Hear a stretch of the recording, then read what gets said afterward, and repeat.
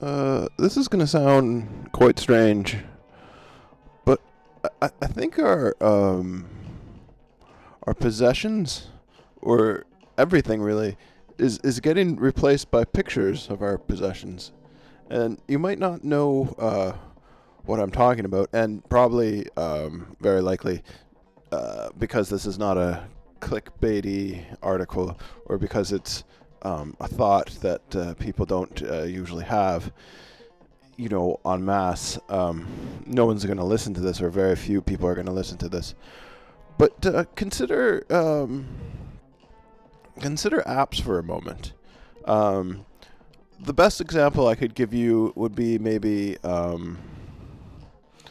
like a synthesizer app, like an app that emulates uh,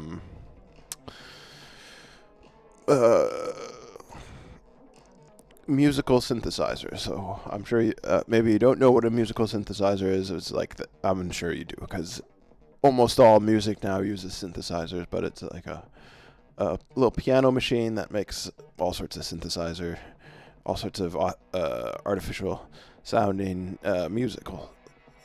Well, what app developers have done is if they've taken the synthesizer sound and sort of made a simulation of the synthesizer, and then taken a picture of the real synthesizer and then sold it to people and said, this is just as good as the original synthesizer. But if you ever talk to a musician, anyone that uses synthesizers, they will tell you that on the surface, the synthesizer looks good, but it looks nice, but it sounds nothing like the original. It sounds much worse, and you can't really make music that's pleasing with an app synthesizer, a software synthesizer. It's much harder, and it's sort of a miserable process, and the results are very rarely pleasing.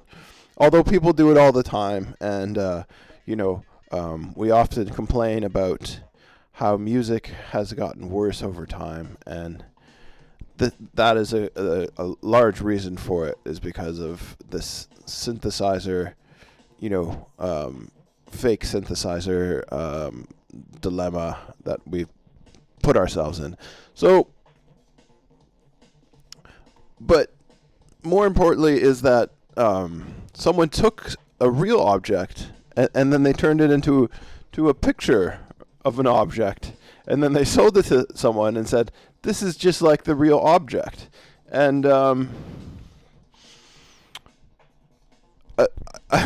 I think that's the sort of it's very dangerous. It's like not a it's not such a great thing to happen. It's like I'll give you another example. Maybe this one example is not as strong, but like sort of a video game, like it's a Sims video game.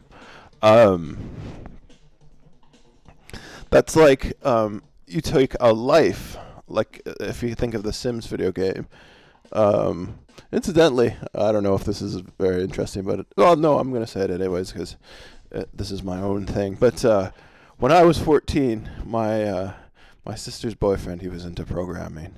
Well, maybe, actually, no, he was 14. I was 10.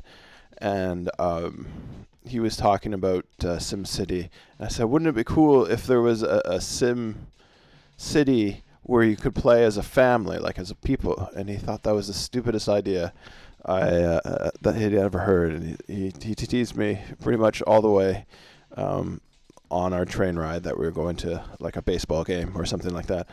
But then The Sims came out, and it became the most popular video game of all time. I think at that point, the highest-selling video game of all time, The Sims. So I was always a little hurt that I wasn't in a position to create The Sims when I thought of it as a small child.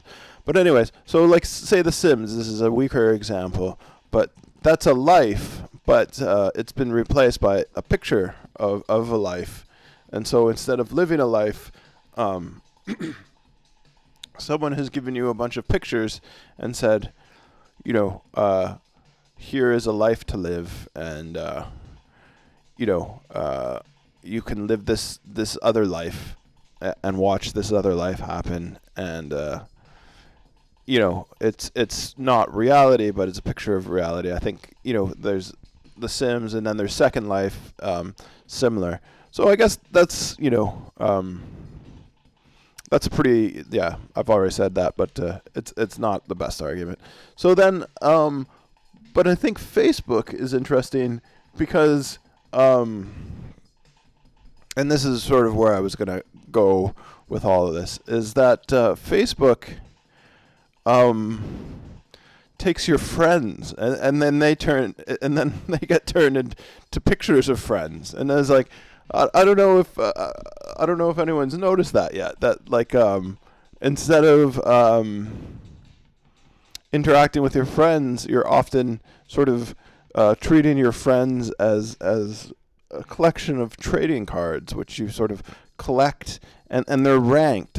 I think that's really strange that your friends are ranked based on their thoughts and stuff like that. And I think, you know, if you would have gone back even 20 years ago to the 90s, and that seems so strange to say that the 90s were 20 years ago, but the 90s were 20 years ago. If you go back 20 years ago and someone would say, you know, someone's going to put your friends in a computer and then rank them, like based on how much their friends sort of vote for what they say. I don't think anyone could have understood how that would be something that's, you know, acceptable, even something that's like that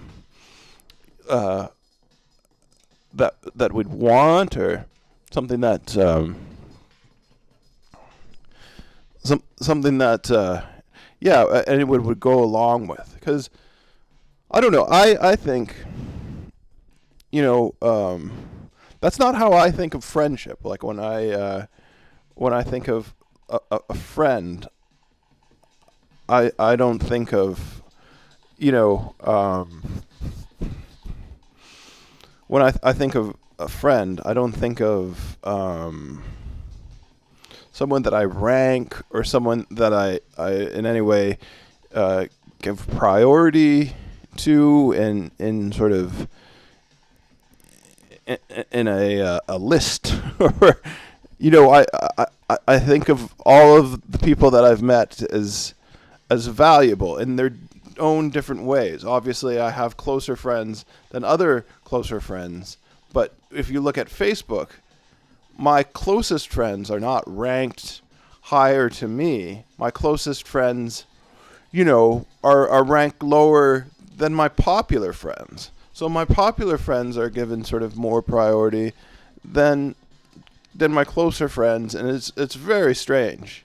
It's a very strange phenomenon. And again, many of these people I don't see anymore, but I just see like a weird picture of them, a simulation of them. And I think to a large degree, and this might seem a little bit more abstract, is that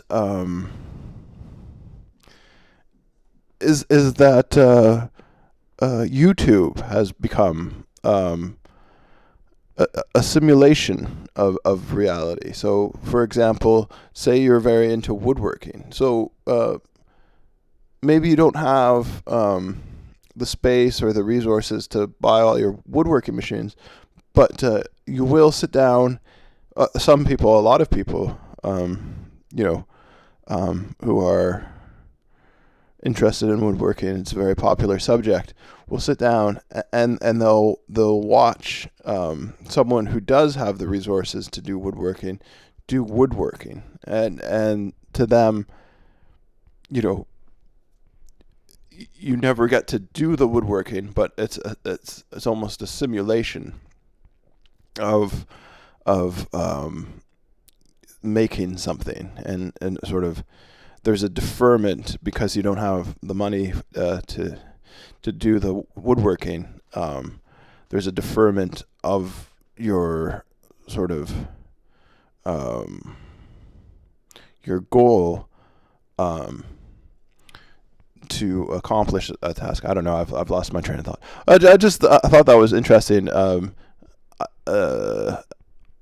I wanted to make this video because I was hoping that.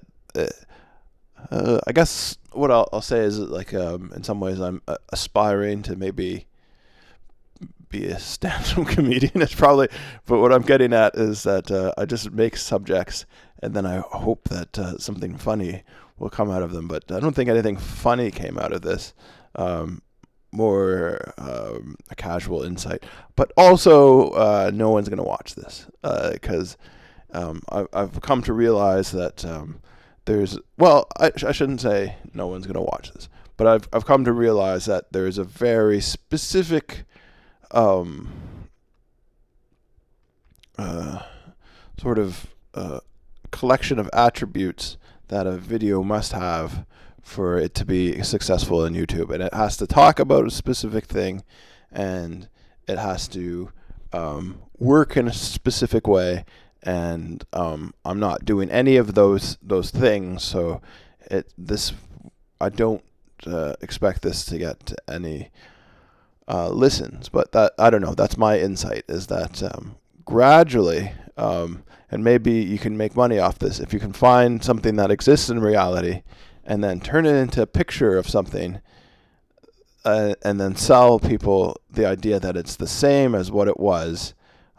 You can make a very lucrative living doing that, and I think that's very strange, and it's not something that people are really noticing. But I guess I'm trying to think of, maybe there's something I could make, like I'm thinking of like a house or something. Maybe I could make like a dream house app, and this is your dream house, and you could live in your dream house app, and yeah, I'm sure there's something like that, or maybe there isn't. I don't know. I've always thought, oh, there's something like this, but there isn't. Anyhow, this was the first one I made today, and when I'm waking up still, I slept in because it was Sunday. It takes a little while to get going for these, but it's just I'm just doing these to practice more than for any other particular reason. So thanks for listening, and I'm sorry you had to listen to that.